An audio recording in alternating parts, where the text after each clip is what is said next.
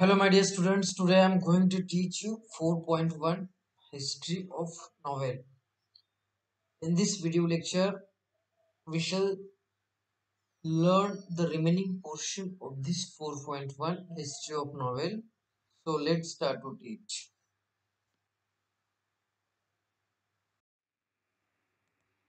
English novel has undergone a vital change since its birth and it has undoubtedly very bright future.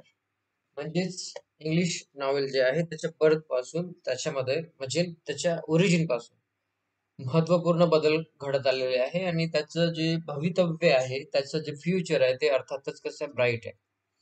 Novella novella the world originated from the Italian word नॉवेली म्हणजे Italian शब्द नॉवेली पासून तो त्याची उत्पत्ती झाली आहे. Is a type of prose fiction. Prose फिक्शनचा एक तो प्रकार आहे which is shorter than a full length novel and longer than short stories.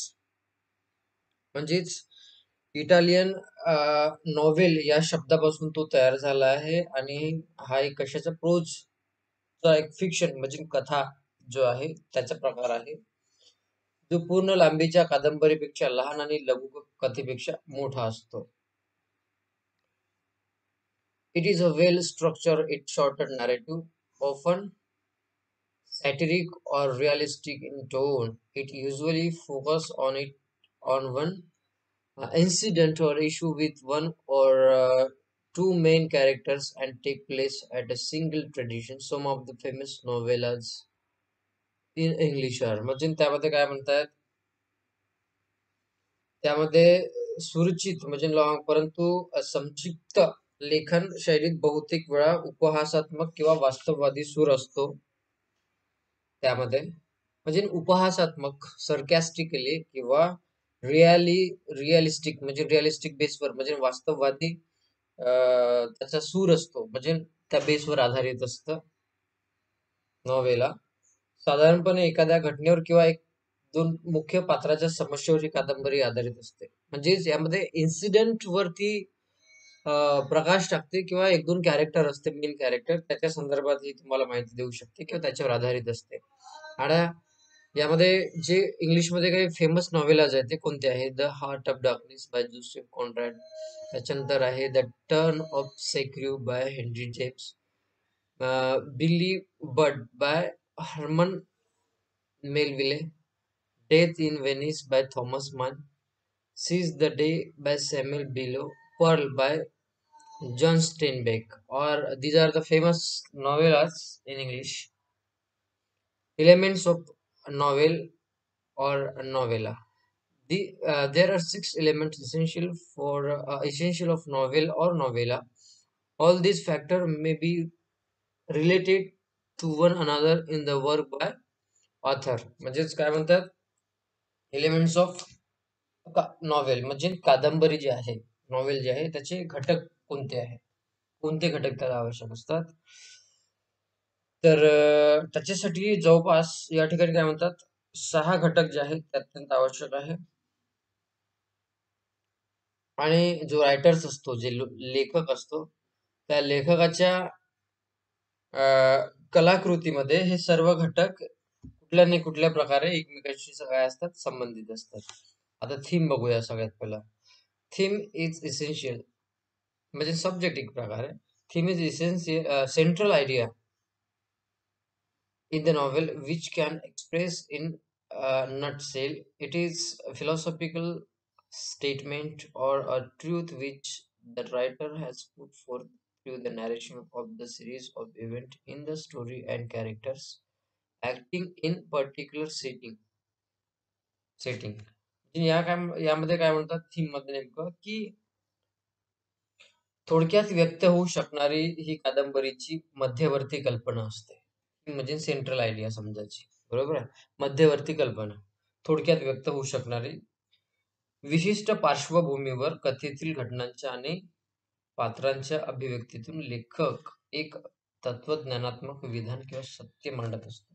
म्हणजेच आताच आपण चर्चा केली की त्यामध्ये काय एखादी रिअलिस्टिक किंवा सरकॅस्टिकली बेसवर असते किंवा मेन कॅरेक्टर असते त्या भोवती ती कादंबरी आपल्याला त्याच्यातून एक चांगला मेसेज देण्याचा प्रयत्न करते. याचप्रमाणे त्यामधनं एक सत्य थीम काय असते, की एखादी सत्य गोष्ट जी असते त्याला मांडण्याचं तो एक माध्यम आहे. प्लॉट म्हणजे त्याचं कथानक कसं असलं पाहिजे. Plot is essentially the story or course of event that make of the theme. म्हणजेच प्लॉट ही मुख्यत्वे विषयाला आकार देणारी कथा किंवा घटनांची काय असते ती मालिका असते, सिरीज असते. It is created by the conflict either internal inside the mind of the character or external with the characters or entities. Plot may be simple, but plot or complex, consisting the interweaving of many subplots. म्हणजे त्या ठिकाणी काय म्हणते की पात्राच्या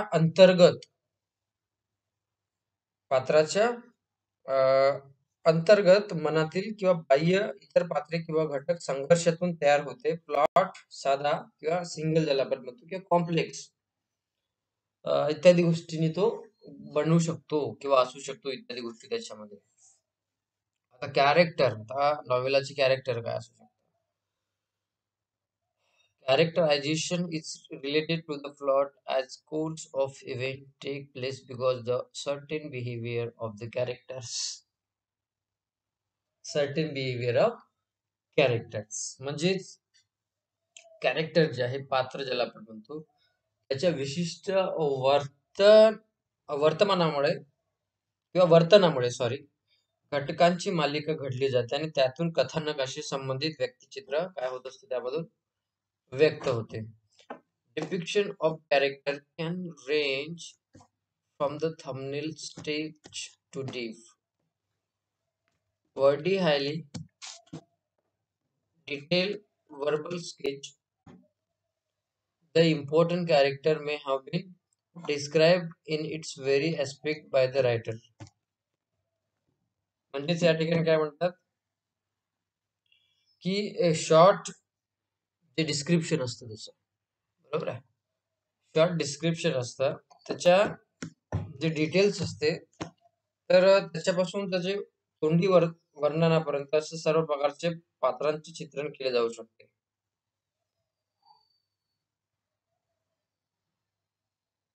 The important character may have been described in its very aspect by the writer. जे महत्वाचे character असते ते व्यवस्थित त्या रायटरच्या द्वारे डिस्क्राईब केले जाते. The minor character are not given much important आणि जे छोटे कॅरेक्टर असतात, लहान कॅरेक्टर असतात त्यांना जास्त महत्व दिलं जात नाही. The reader follows the action of the main character through out the novel. आणि जे रीडर्स असतात, जे वाचक जे असतात ते कोणतं कॅरेक्टर पूर्ण नॉवेल जोपर्यंत संपत नाही तोपर्यंत कोणतं कॅरेक्टर फॉलो करते, तर जे मेन कॅरेक्टर असतं म्हणजे ते मायनर असते किंवा स्मॉल कॅरेक्टर असते त्याच्याकडे इग्नोर करतात रीडर. इग्नोर म्हणजे काय, लक्षात ठेवत नाही त्याला, परंतु जे मेन कॅरेक्टर असतं ते शेवटपर्यंत त्या वाचकाच्या त्याला अनुसरूनच ते सगळ्या गोष्टी त्याच्या भोवती फिरत असते म्हणजे ते लक्षात राहतं. This character is referred to as protagonist main character. Protagonist main means क्या, यहाँ पर तो मेन कैरेक्टर होता है. It is an conflict with character और एंटिटी और अ फोर्स इंटरनल और external which is known as antagonist. म्हणजे या ठिकाणी काय म्हणतात, प्रोटॅगोनिस्ट म्हणजे मेन कॅरेक्टर किंवा नायक समजा, हिरो असे संबोधले जाते किंवा असे, आणि नायकाच्या मुख्य विरोधात असणाऱ्या पात्राला किंवा घटकाला खलनायक, अँटागोनिस्ट म्हणजे खलनायक, विलन, बरोबर आहे, म्हणून ओळखले जाते. सेटिंग कसे असते? Setting is a background in which the story takes place. Setting एक प्रकारचे बॅकग्राऊंड असते म्हणजेच there are several aspects of the setting in include place, period, time, climate or weather and a lifestyle. Plot and character are the two major elements that are affected due to setting. म्हणजेच कथा ज्या पार्श्वभूमीवर घडते त्याला setting म्हणतात. Background म्हणजे पार्श्वभूमी, बरोबर आहे. म्हणजे setting is a background in which the story takes place. जिथे म्हणजे ज्या पार्श्वभूमीवर घडते सेटिंग्स म्हणतात त्याला. सेटिंगचे अनेक पैलू आहे. There are several aspect of the setting in it include, आता कुठल्या गोष्टीचा समावेश होतो त्यामध्ये? प्लेस, पिरियड, टाइम म्हणजे स्थळ, काळ, वेळ किंवा सीझन किंवा क्लायमेट ज्याला आपण म्हणतो किंवा वेदर, ऋतू आपण म्हणतो, किंवा आणि लाईफस्टाईल म्हणजेच जीवनशैली या इत्यादी गोष्टीचा अंतर्भाव होतो त्यामध्ये किंवा इन्क्लूड असतात. Plot and character are the two major element that are affected due to setting. म्हणजेच प्लॉट आणि कॅरेक्टर या दोन प्रमुख घटकांवर सेटिंगचा परिणाम होत असतो, असं ते या ठिकाणी म्हणतात. आता कॉन्फ्लिक्ट म्हणजे काय, स्ट्रगल आहे त्याचा संघर्ष काय? Struggle between the opposite force in the story is called conflict. Conflict in the story provides interest and curiosity about the plot. म्हणजेच स्ट्रगल बिटवीन म्हणजे संघर्ष कोणामध्ये? बिटवीन अपोजिट फोर्स, विरोधी फोर्स इन द स्टोरी. म्हणजे जसं आपण म्हणतो villain म्हणजे हिरो, हिरो किंवा आपण त्याला काय म्हणू, नायक किंवा खलनायक, बरोबर आहे. या दोघांच्या जे ऍक्शन्स आहे एकामेकाच्या संदर्भातले जे अपोजिट त्यांचे ओपिनियन्स आहे, फोर्स आहे, ती कॉन्फ्लिक्ट आहे, त्यांचं जे संघर्ष आहे, या संघर्षामुळे एखादी प्लॉट खूप रंगत असतो किंवा नॉवेल रंगत असतो. Conflict in the story provides interest, आणि दोघांमधलं जे कॉन्फ्लिक्ट आहे किंवा त्याला आपण संघर्ष म्हणू, याच्यामुळे काय होतं, एक इंटरेस्ट निर्माण होतं अँड क्युरिओसिटी म्हणजे कुतूहल देखील अबाउट द प्लॉट. प्लॉट जे आहे म्हणजेच त्याचं काय म्हणू आपण त्याला, कथानक जे आहे ते जास्त रंगतं या दोन गोष्टीमुळे. Language style, language and the technique used by the author for the narration of the course of event is known as a style. म्हणजेच या ठिकाणी काय म्हणतायत की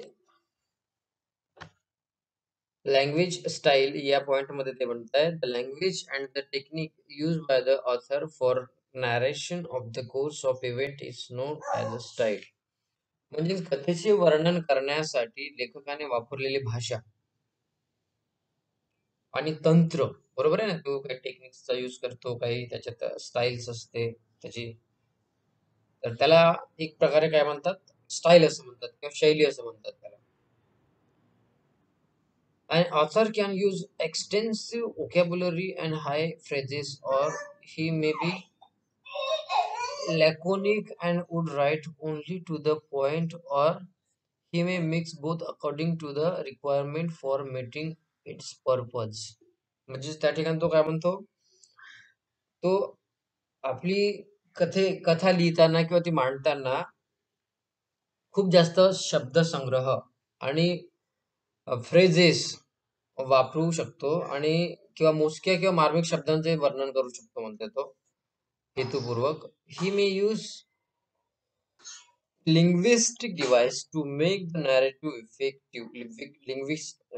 लिंग्विस्टिक डिव्हाइस आपण तो चांगला इफेक्ट देण्यासाठी यूज करू शकतो. All these factors decide the texture of the narration and create an impact on the reader. आणि या सगळ्या गोष्टीचा परिणाम साधण्यासाठी आवश्यकतेनुसार एकत्रित वापर होऊ शकतो, जेणेकरून वाचकांना खिळवून ठेवता येईल असं त्या ठिकाणी म्हणतात.